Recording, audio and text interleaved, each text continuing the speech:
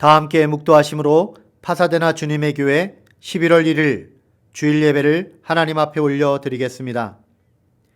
사랑이 많으신 하나님 아버지, 세상살이에서 고통받고 신음하며 한숨 속에 살아가던 저희들이 주 앞에 나아왔습니다. 세상에는 의지할 것 없고 우리의 몸을 쉴 곳이 없어 아버지의 넓은 가슴, 따뜻한 품을 향해 달려왔습니다. 주님의 크신 평안과 위로와 기쁨을 내려주시고 참된 안식을 누리는 이 시간 소중한 예배가 되게 하여 주옵소서. 감사와 찬송을 하나님 앞에 올려드리며 주님을 만나는 즐거움으로 주 앞에 기도를 올리며 주님의 말씀 앞에 무릎 꿇고 경청하는 마리아처럼 그 말씀으로 인하여 지혜와 사랑을 배우게 하여 주옵소서. 이 예배를 통하여 온전히 하나님 앞에 영광을 올려드리며 우리 가운데 기쁨이 넘쳐 흐르기를 간절히 소망하오며 예수님의 이름으로 기도드립니다. 아멘. 다 같이 나는 예배자입니다. 찬양 올리겠습니다.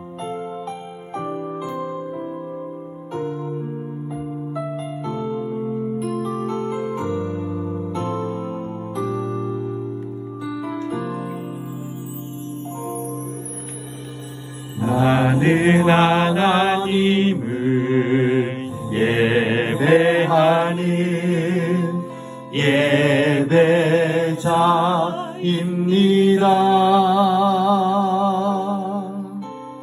내가 서 있는 곳 어디서나 하나님을 예배합니다. 내 영혼 거룩한 은혜를 향하여 내 마음 완전한 하나님 향하여 이곳에서 바로 이 시간 하나님을 예배합니다.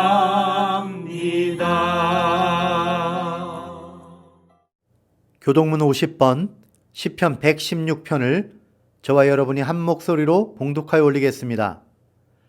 여호와께서 내 음성과 내 간구를 들으심으로 내가 그를 사랑하는도다.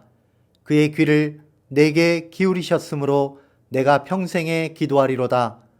사망의 줄이 나를 두르고 수월의 고통이 내게 이르므로 내가 환난과 슬픔을 만났을 때에 내가 여호와의 이름으로 기도하기를 여호와여 주께 구하오니 내 영혼을 건지소서 하였도다.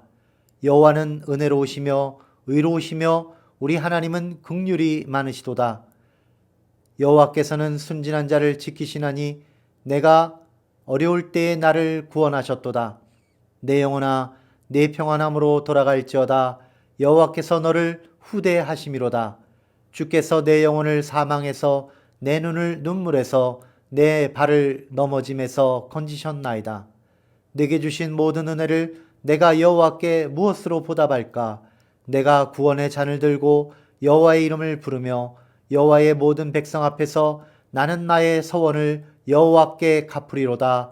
그의 경건한 자들의 죽음은 여호와께서 보시기에 귀중한 것이로다. 아멘.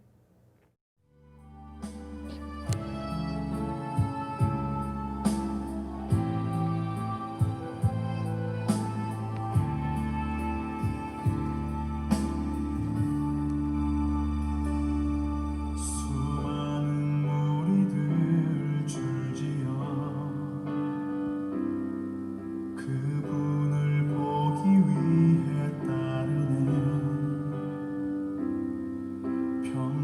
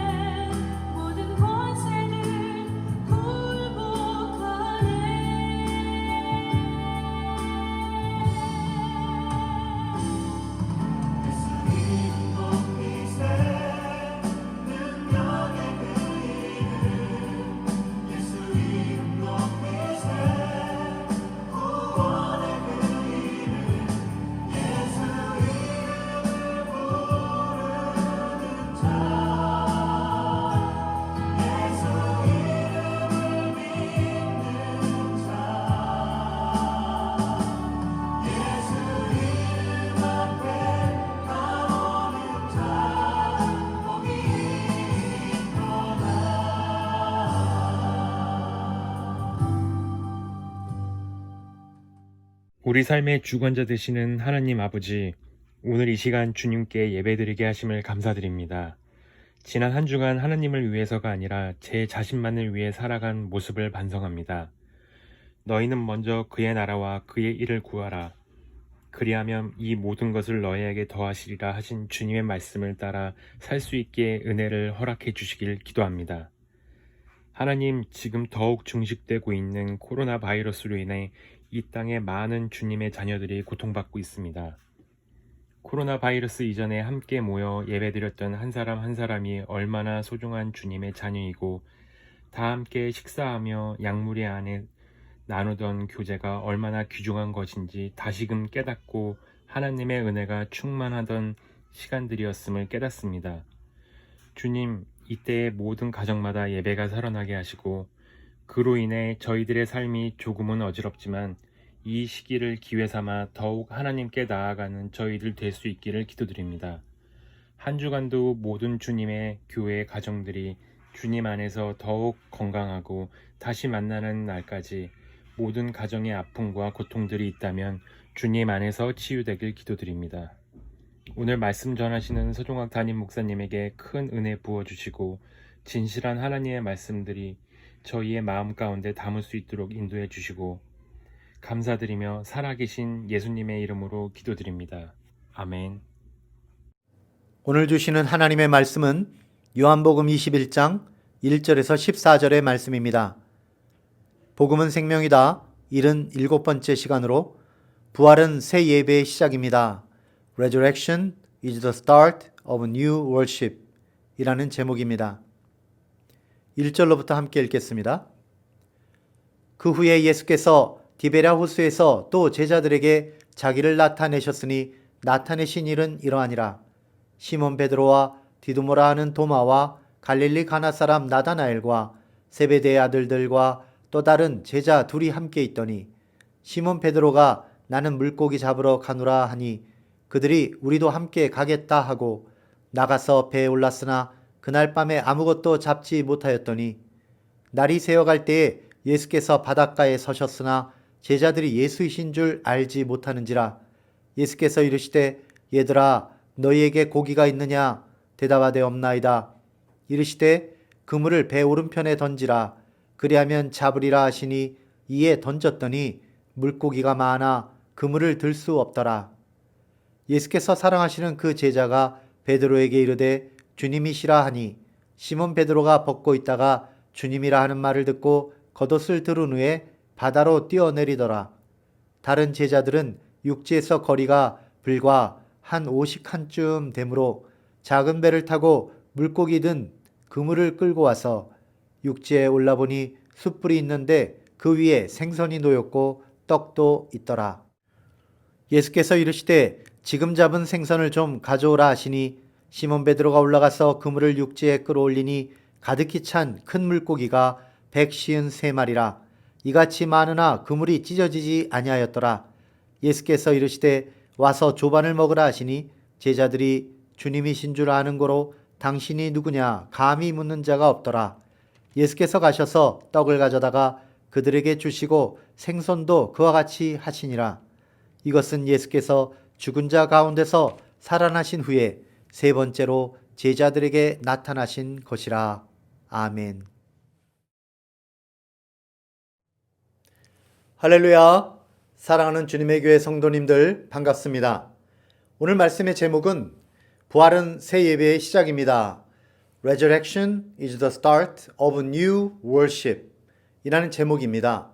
오늘의 주제는 날마다 하나님의 말씀을 사모하고 하나님께 기도를 올리고 날마다 하나님을 만나는 것이 참된 예배이며 이러한 예배 생활이 우리 인생에서 가장 중요하다라는 내용입니다. 그래서 오늘 말씀을 듣기에 앞서 먼저 송미래 부목자님의 간증을 듣겠습니다. 우리 미래 자매는 지난 40일 동안 하루 한 끼 금식을 하면서 하나님의 말씀을 묵상하며 하나님 앞에 기도를 올렸습니다. 그리고 오늘의 간증문을 쓰게 되었는데요. 우리 함께 그 간증을 듣도록 하겠습니다. 안녕하세요. 파사드나 주님의 교회 성도님들, 그간 평안하셨는지요? 이렇게 온라인을 통해서라도 인사드릴 수 있게 되어 기쁩니다. 제 짧은 간증을 통해 하나님의 인도하심을 함께 나누고 싶어서 이 자리에 서게 되었습니다. 모두들 하루속히 만나는 그날까지 늘 건강하시고 주님의 평안이 함께 하시기를 기도드리겠습니다. 부끄럽게도 이제서야 제 인생의 첫 40일 부분 금식 기도를 마칠 수 있게 되어 너무나 기쁘고 하나님께 감사드립니다. 저희 부부는 이번 코로나 바이러스 팬데믹을 통하여 인생의 터닝 포인트를 경험하게 되었습니다. 코로나 사태로 저희 남편은 미국 이민을 와서 15년을 성실하게 몸담은 직장을 하루아침에 잃었습니다. 그동안 다른 곳에 한 번도 한눈 팔지 않고 오롯이 한 직장에 몸담으며 끝까지 그곳에 남을 계획이 있었기에 남편의 마음의 상심과 충격은 더욱 컸던 것 같습니다. 하지만 더욱 암담했던 것은 우리는 어떠한 계획조차도 세울 수 없었습니다. 그러한 인생의 절망감 가운데 하나님께서는 저를 불러주셨습니다. 정말 이때를 위한 믿음을 저에게 허락하셔서 얼마나 감사한지 모르겠습니다.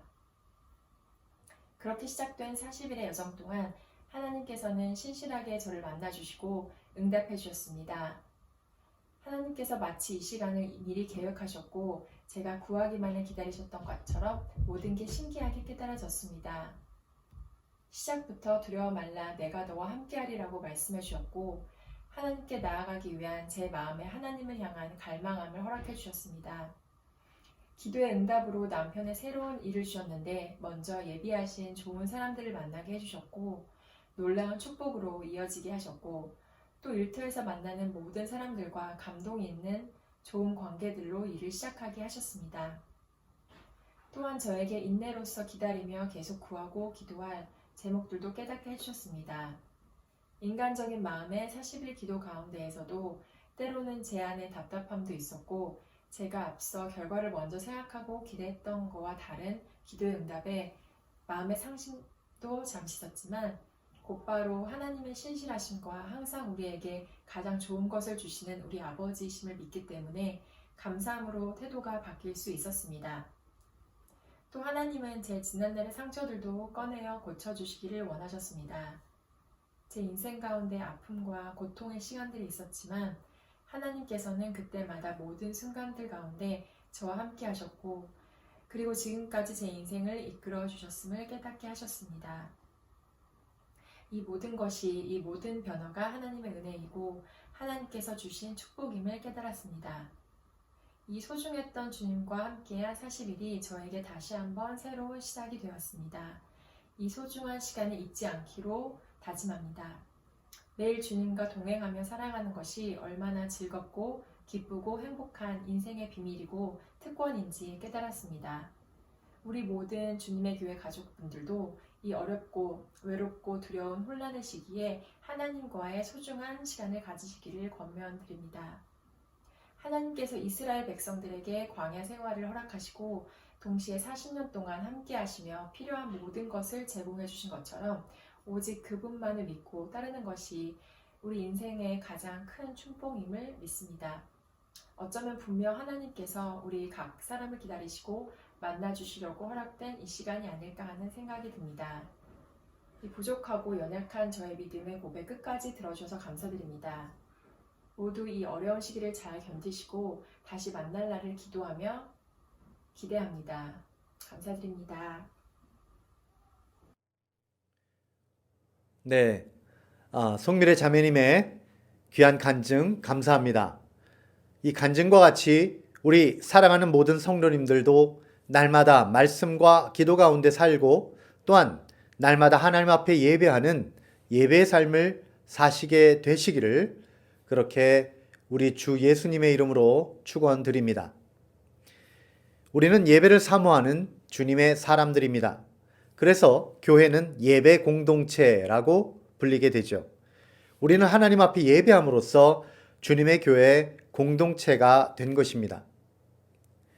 그러나 지금의 팬데믹으로 인해서 우리는 직접적으로 물리적으로 한자리에 모일 수가 없게 되었습니다. 그래서 우리는 온라인으로 이와 같이 예배를 올리고 있습니다. 그러나 비록 온라인으로 예배를 드리게 된다고 할지라도 예배는 예배임을 기억하시기 바랍니다. 지금 우리는 모두 이 영적인 눈으로 보면 한 자리에 모여서 예배를 드리고 있는 줄로 믿습니다.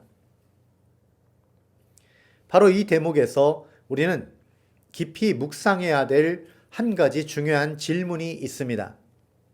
그 질문은 바로 참다운 예배는 무엇인가 하는 것입니다.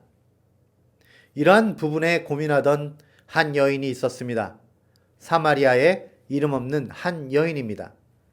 그녀가 고민했던 것은 바로 이런 것입니다. 유대인들은요, 예루살렘에 있는 솔로몬 성전에서만 예배를 드릴 수 있다고 하였습니다. 그러나 한편 그녀의 마을 사람들, 즉 자기 동족인 사마리아 사람들은 그게 아니다. 우리 땅 그리심 산에서 거룩한 예배를 드릴 수 있다라고 말했습니다. 그래서 그 사마리아 여인은 예수님께 어디에 가야지 진짜 예배를 드릴 수 있나요? 라고 질문했습니다. 그러자 예수님은 예루살렘도 아니고 그리심산도 아니고 어떤 특정한 장소에 가야 하는 것이 아니라고 말씀하셨습니다. 그리고 진정한 예배란 무엇인가 하는 것을 이렇게 말씀하셨습니다. 하나님은 영이시니 예배하는 자가 영과 진리로 예배할지니라. God is spirit, and his worshippers must worship in spirit and in truth. 하나님은 영이시죠. 그래서 하나님은 어디에나 임하실 수가 있습니다. 그러므로 예배를 드림에 있어서 가장 중요한 것은 장소가 아니라 마음가짐이 중요하다는 것입니다. 예배하는 자는 반드시 in spirit and in truth. 영과 진리로 예배해야 하는 것입니다. 예배하는 자는 반드시 성령의 인도를 받아 기도해야 하고 또한 진리의 말씀인 성경을 통해서 하나님을 만나는 것입니다. 그것이 진짜 예배의 의미인 것이죠. 그런 의미에서 보면 우리는 언제 어디서나 하나님 앞에 예배를 드릴 수가 있습니다. 물론 당연히 우리가 지금 드리고 있는 것처럼 규칙적인 주일 예배를 반드시 드려야 합니다. 그것은 우리를 살게 하는 거룩한 습관이 되기 때문입니다. 그러나 더 깊은 의미에서 보면 예배는 우리의 실제 삶에서 매일같이 드려야 하는 것입니다.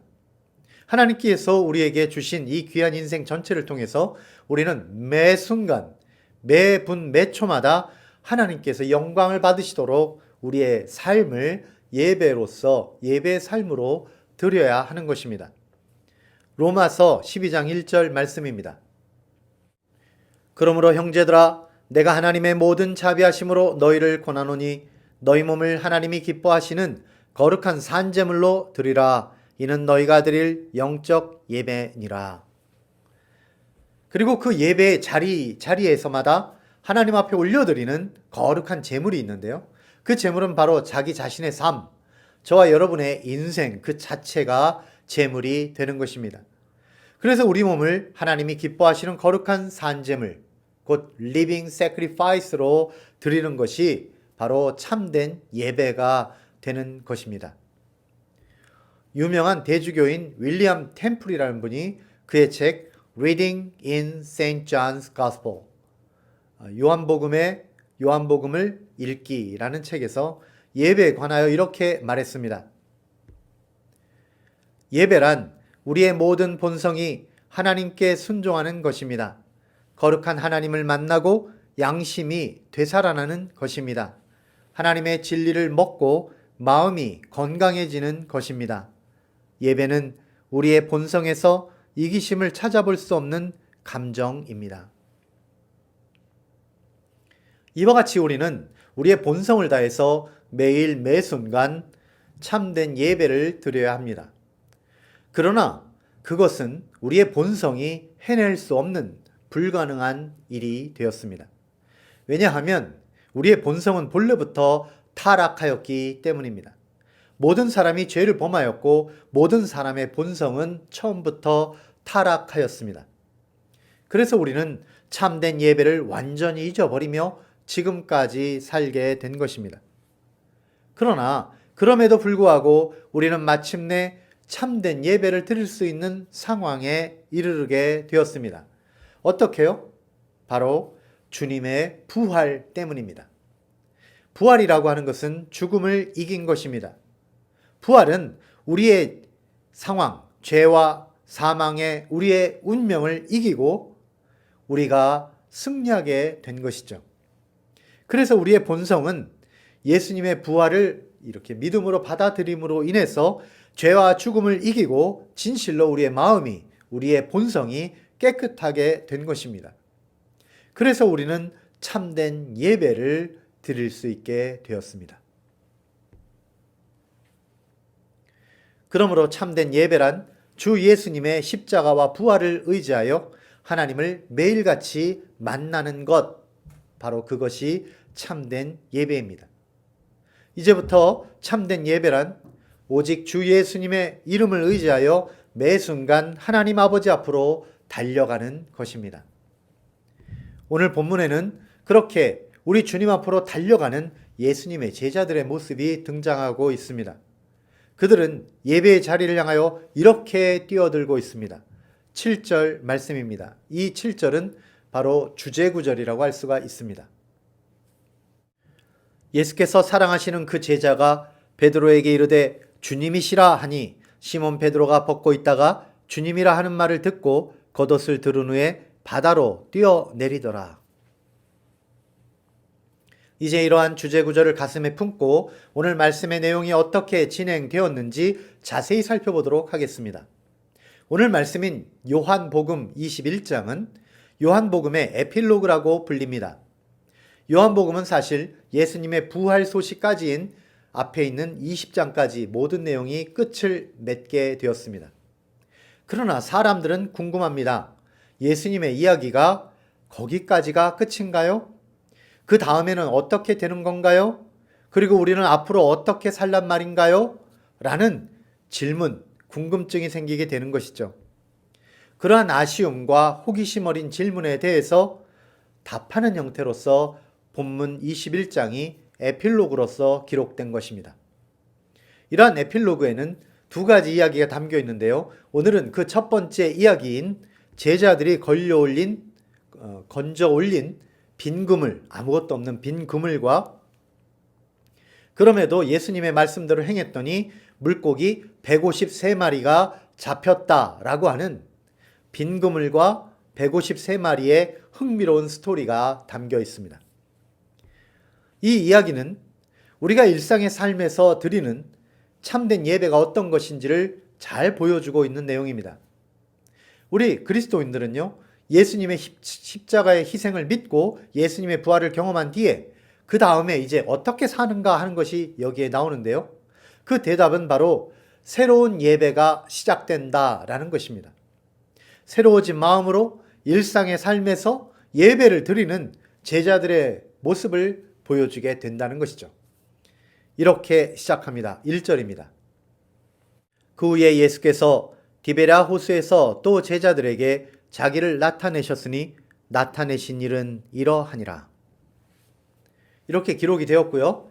이어서 제자들의 살아가는 현실, 현재적 모습, 지금 일상의 삶이 어떻게 진행되고 있는지를 2절에서 이렇게 기록하고 있습니다. 시몬 베드로와 디두모라 하는 도마와 갈릴리 가나 사람 나다나엘과 세베대의 아들들과 또 다른 제자 둘이 함께 있더니, 여기 있는 이 제자들은 시몬 베드로와 예수님의 부활하신 몸을 직접 보고 믿게 된 도마와 또 갈릴리 동지였던 나다나엘과 세베대의 아들들인 야고보와 요한, 그리고 다른 제자 둘까지 그렇게 합쳐서 모두 7명이 있었습니다. 그들은 예수님의 부활을 경험하기는 하였습니다. 그러나 이후에 어떻게 살아야 하는지에 대한 감이 전혀 잡히지 않았던 것입니다. 그래서 그들은 성지인 예루살렘을 떠나서 자신들의 삶의 거처였던 갈릴리 바닷가로 돌아왔습니다. 3절입니다.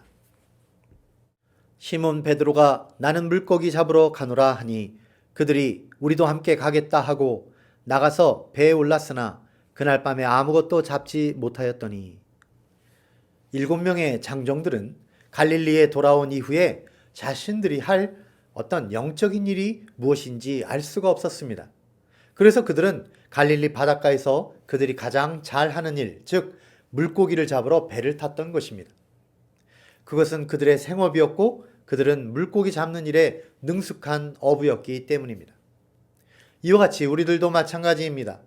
우리가 이제부터 무엇을 해야 할지 몰라서 헤매일 때는요, 사람은 이렇게 자신에게 익숙한 일, 자기가 잘하는 일로 다시 돌아가는 것이 어찌 보면 당연합니다. 그들이 물고기를 잡으러 갔던 그 일은 그들로서는 최선의 선택이었다라고 할 수가 있는 것입니다. 그러나 그들의 마음은 아직도 공허함으로 가득 차 있는 것 또한 사실입니다. 무언가를 열심히 하고 있지만 이제부터 뭘 해야 할지 아직도 모르고 있는 것이죠. 이것이 우리의 삶의 모습과 우리의 현실의 모습과 너무나도 똑같은 것이라 할 수가 있습니다. 그들은 밤에 고기잡이를 하러 바다에 나갔습니다. 밤이나 혹은 새벽은 고기잡이를 하기에 가장 좋은 시간입니다. 그러나 그들은 고기를 하나도 잡지 못했습니다. They caught nothing. 그들은 아무것도 못 잡았던 것이죠. 고기잡이의 최고의 전문가들이 고기 잡기 가장 좋은 시간에 최선을 다해서 여러 명이서 함께 모여 고기를 낚아보았지만 그 결과는 어땠다고요? 바로 빈 그물이었다는 것입니다. 그런데 그러한 빈 그물, 아무것도 없는 빈 그물은 그들에게 오히려 축복이 되었습니다. 우리 신앙생활의 아이러니가 바로 이런 것입니다. 우리의 삶에서 그러한 빈 그물을 발견했을 때 그때부터가 비로소 우리가 예배의 자리로 나아갈 수 있는 마음가짐이 준비된다는 것입니다. 그들은 아무것도 얻을 것이 없는 이 빈 그물을 보면서 하나님께 나아가야 한다는 중요한 사인을 받게 된 것이죠. 우리의 예배는 어떻게 시작합니까? 우리의 삶에서는 얻을 물고기 혹은 열매가 아무것도 없다는 것을 깨닫는 데서부터 시작하는 것입니다. 세상에서 살면서 행하는 일, 그것은 그 안에 아무런 의미도 열매도 없다는 것을 깨닫는 데서부터 우리는 시작하는 것이죠.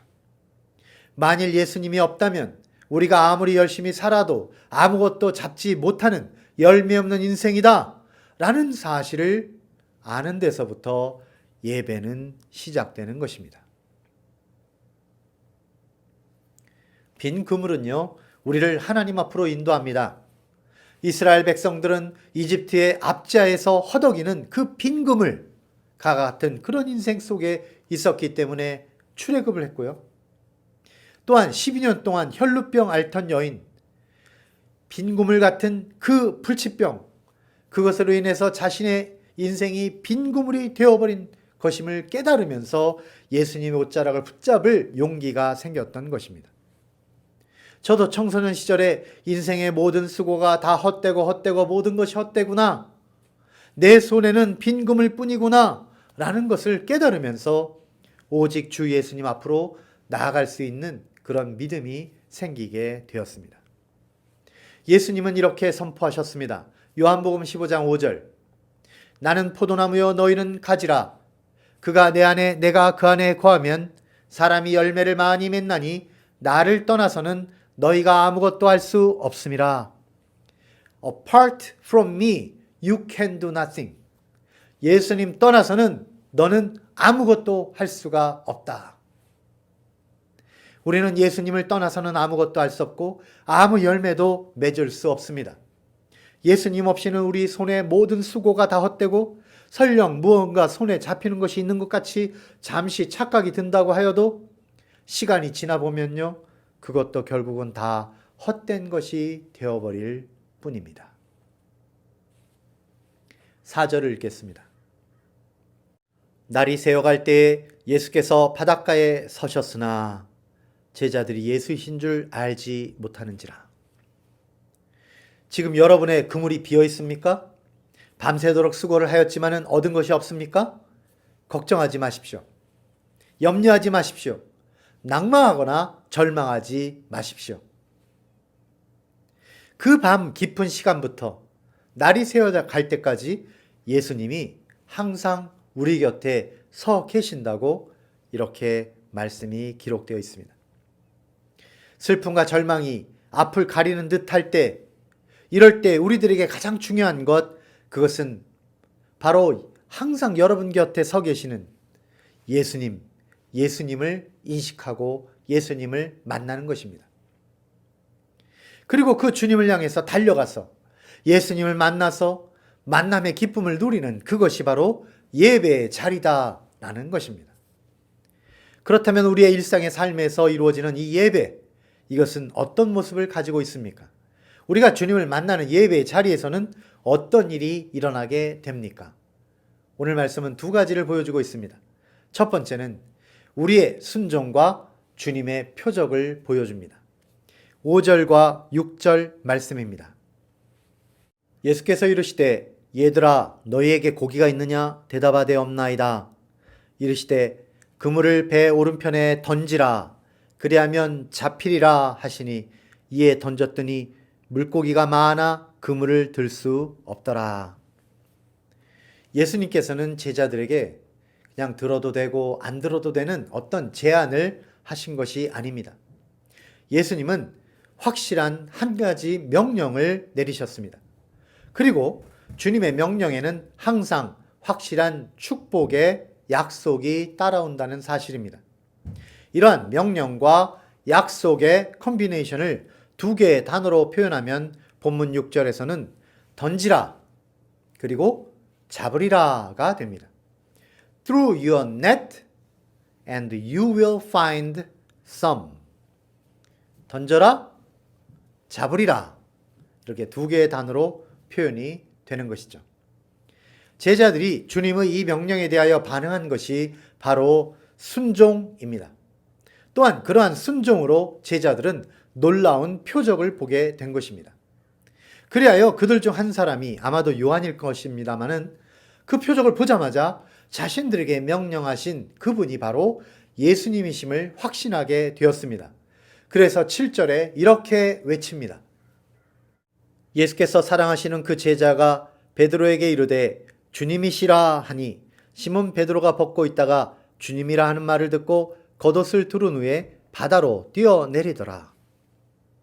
우리의 일상의 삶에서 주님의 말씀을 묵상하고 또 매 순간마다 하나님 앞에 기도를 올리다 보면 하나님께서 여러분의 심장에 교훈하시는 때가 있습니다.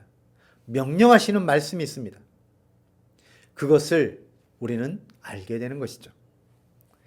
그리고 그 명령이 무엇인지 알게 되었을 때 그 명령 앞에 순종을 하신다면, 여러분이 순종을 하신다면 주님이 주시는 이 표적을 보게 될 것입니다. 그것을 너무나 일생 동안 잘 알았고 또 매 순간 체험했던 사도 요한은 그의 나이 90세가 넘은 나이에 이 요한복음을 기록을 하였는데요. 이 요한복음 에필로그에다가 이와 같이 그 당시 상황을 상세하게 기록을 하였던 것입니다. 그리고 그 체험이 얼마나 생생하고 또한 얼마나 충격적이었는지를 확실하게 보여주기 위해서 이어지는 11절에서는 그 아무것도 없던 빈 그물에 팔팔하게 뛰는 쌩쌩한 물고기가 얼마나 많이 잡혀 있는지를 이렇게 묘사하였습니다. 시몬 베드로가 올라가서 그물을 육지에 끌어올리니 가득히 찬 큰 물고기가 153마리라 이같이 많으나 그물이 찢어지지 아니하였더라. 여기 153마리라는 그런 단어가 나옵니다. 153마리는 풍성한 열매를 뜻합니다. 주 예수님의 말씀에 순종하였더니 풍성한 열매가 맺게 되었다라는 것이죠. 그런데 여기에서 방점, 곧 강조점은 바로 순종이라는 단어에 찍힙니다. 사랑하는 여러분, 열매보다 순종이 중요한 것입니다. 그것을 어디서 알 수가 있습니까? 이들은 이전에 이러한 경험을 했거든요. 누가복음 5장에서 베드로와 다른 어부 제자들이 처음 예수님 만나서 제자가 되었을 당시에도 그와 같은 일을 경험했습니다. 그때에도 밤새도록 그물을 던졌지만 물고기를 한 마리도 잡지 못했던 상황이었습니다. 그런데 예수님이 깊은 데 가서 그물을 던져라 했더니 그 목수가 시킨 일을 어부가 그대로 순종을 했지 않습니까? 그랬더니 고기가 너무나 많이 잡혀가지고 그물이 찢어질 지경까지 된 경험이 있었습니다. 그때 베드로가 이 사실을 보고서 너무나 두려워서 주여 나를 떠나소서 나는 죄인입니다 라고 고백까지 하지 않았습니까? 그때 그 모든 상황을 경험했던 제자들이 누가복음 5장 11절에서 이렇게 행동했습니다. 그들이 배들을 육지에 대고 모든 것을 버려두고 예수를 따르니라. 그들은요, 그 모든 풍성한 열매를 보았지만 그 열매뿐만 아니라 자신의 소유인 배까지도 다 버려두고 그렇게 예수님의 뒤를 쫓았던 것입니다. 그런데 오늘 이 본문에 이제 와서 153마리의 풍성한 열매를 보고 그 결과, 열매, 결실을 보고 그것 때문에 내가 부자가 될 것이다 라는 마음에 기뻐했을까요? 아니죠. 그러므로 이 153마리는 풍성한 열매를 뜻하는 것이 맞지만은 여기에서 나오는 이 153마리의 근본적인 뜻은 바로 주님의 주시는 표적, 사인인 것입니다. 어떤 표적이죠? 바로 우리가 하나님 말씀에 순종하기만 하면 반드시 그 약속하신 대로 이루어진다라는 것을 보여주는 표적이 되는 것입니다. 이와 같이 우리는 예배를 새롭게 해야 합니다. 예배 가운데 새로운 마음으로 나아가야 합니다. 예배는 우리의 창조주, 우리의 구원자, 우리 하나님을 만나는 것입니다. 그럼 우리 주님과의 만남의 자리, 그 예배의 자리에서 우리가 경험하는 것이 어떤 것이 될까요? 바로 주님 앞에 순종하면 주님이 주시는 표적을 만나게 된다라는 것이죠. 그리고 경험하게 되는 두 번째, 그것은 바로 주님의 공급과 우리의 안식입니다. 9절을 읽겠습니다. 육지에 올라보니 숯불이 있는데 그 위에 생선이 놓였고 떡도 있더라. 제자들이 예수님과 마주 앉아 보니까 그 자리에는 숯불, 생선, 떡 이 세 가지가 있었습니다. 이러한 물질들 속에는 생생한 삶의 열기와 냄새와 촉감이 살아있어서 우리의 과거의 경험들이 생생하게 떠오르게 합니다. 베드로에게 있어서 숯불이라고 하는 것은 지난날의 수치스러운 과거가 들어 있습니다. 베드로는 그 숯불 앞에서 예수님을 3번이나 모른다고 부인한 일이 있었습니다. 그리고 생선과 떡을 볼 때마다 오병이어의 그런 기적이 떠오릅니다. 그리하여 생명의 떡이신 예수님이 연상이 되는 것입니다. 노릇하고 맛있게 익어 있는 이 떡을 보면 그 떡을 떼면서 사랑과 희생을 나누어 주시던 최후의 만찬의 그 코지한 분위기가 생생하게 기억이 되는 것이죠. 13절 말씀입니다. 예수께서 가셔서 떡을 가져다가 그들에게 주시고 생선도 그와 같이 하시니라. 예수님은 거기 모여있던 제자들에게 떡과 생선을 주십니다. 따뜻한 숯불 앞에서 몸도 좀 녹이라 하시고 밤새 일하느라고 수고했을 텐데 그 몸에 힘을 좀 얻을 수 있도록 떡과 생선을 공급하여 주시는 것입니다. 그래서 예배는 성찬이라고 할 수가 있습니다. 주 앞에서 함께 먹고 나누는 것이죠. 그럼 우리는 예배 가운데에서 무엇을 먹으며 무엇을 나누며 영육 간에 어떻게 힘을 얻습니까? 그것은 바로 하나님의 말씀과 하나님의 사랑입니다. 세상의 다른 어떤 것으로도 우리 영혼의 갈증과 허기를 채울 수는 없습니다. 그 어떤 물질로도 우리 영의 목마름과 배고픔을 채울 수 없는 것입니다. 우리에게 참다운 안식과 만족을 주는 것은 오직 주님이 주시는 떡과 생선뿐입니다. 그것이 바로 하나님의 말씀과 영원하신 하나님의 사랑인 것이죠. 우리 주 하나님은 그냥 하늘에 계신 하나님이 아닙니다. 우리와 똑같이 사람이 되어 오셨고 우리와 똑같이 연약함과 고통을 몸으로 친히 겪으신 분입니다. 히브리서 4장 15절입니다. 우리에게 있는 대제사장은 우리의 연약함을 동정하지 못하실 리가 아니요 모든 일에 우리와 똑같이 시험을 받으신 이로되 죄는 없으시니라. 그래서 주님은 우리의 모든 연약함을 이해하십니다. 우리에게는 먹을 양식이 필요하고 우리에게는 우리를 보호해 줄 지붕이 필요하고 사랑하는 사람들이 함께 있는 것이 필요하고 시원한 바람과 따뜻한 숯불도 필요하다는 것을 주님은 이미 다 아시는 것입니다. 그래서 우리들에게 가르쳐 주신 주기도문 속에도 일용할 양식이라는 우리들이 아는 그러한 단어가 들어있게 된 것입니다. 그러므로 사랑하는 여러분, 매주 주일 예배 때마다 주님 앞에 나오시기 바랍니다. 비단 주일 예배뿐만 아니라 매일 매 순간 우리의 연약함을 아시고 우리의 필요를 따라 공급하여 주시는 주님 앞에 담대하게 나아가시기 바랍니다. 그러면 주님께서는 저와 여러분의 모든 삶에서 주님의 크신 사랑과 한없는 은혜와 주님의 평안과 안식을 풍성하게 나누어 주실 줄로 믿습니다. 이와 같이 예배에 성공하는 저와 여러분 다 되시기를 우리 주 예수님의 이름으로 간절히 축원드립니다. 수고하고 무거운 짐진 자들아 다 내게로 오라. 내가 너희를 쉬게 하리라. 나는 마음이 온유하고 겸손하니 나의 멍에를 메고 내게 배우라. 그리하면 너희 마음이 쉼을 얻으리니 이는 내 멍에는 쉽고 내 짐은 가벼움이라 하시니라. 아멘. 기도하겠습니다. 사랑하는 주님, 날마다 주님을 만나기를 소망합니다. 이 세상에서 들려오는 소식은 마음을 답답하게 하고 코로나 사태로 인해 우리가 많은 것을 잃기도 하였지만 그래도 우리는 주 앞에 날마다 예배하는 삶을 살기 원합니다. 매일 일상의 예배를 통해서 주님의 말씀을 묵상하고 그 뜻에 순종하게 하시고 그리하여 주님이 보여주시는 사랑의 표적을 날마다 경험하게 하여 주시옵소서. 우리의 삶에서 필요한 일용할 양식을 주옵시고 우리가 주 안에서 평안과 안식을 날마다 누리며 살게 하여 주옵소서. 예배가 삶이 되고 삶이 예배가 되게 하여 주시기를 원하오며 예수님의 이름으로 기도드립니다. 아멘. 다 같이 마지막 찬양 마라나타 하나님 앞에 올려드리겠습니다.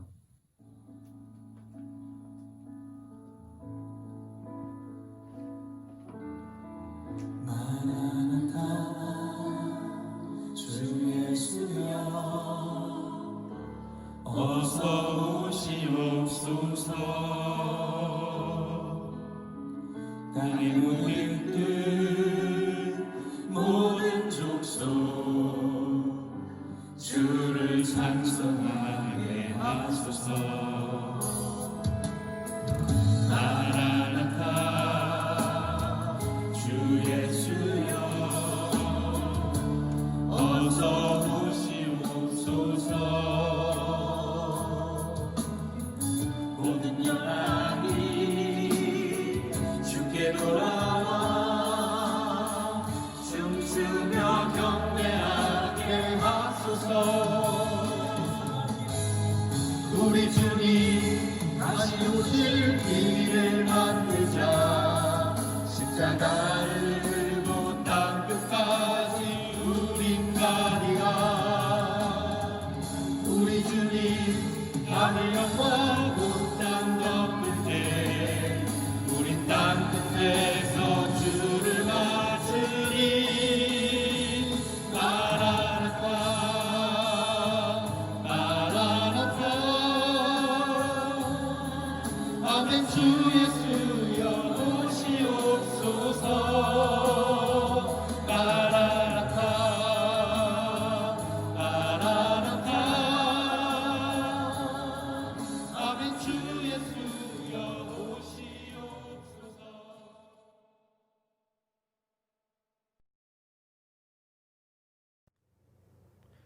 이제는 축도로서 모든 예배를 마치겠습니다.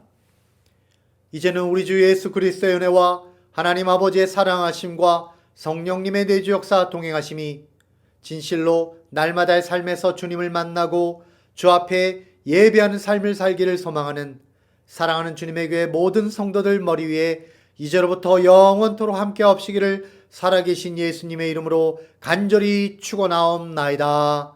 아멘.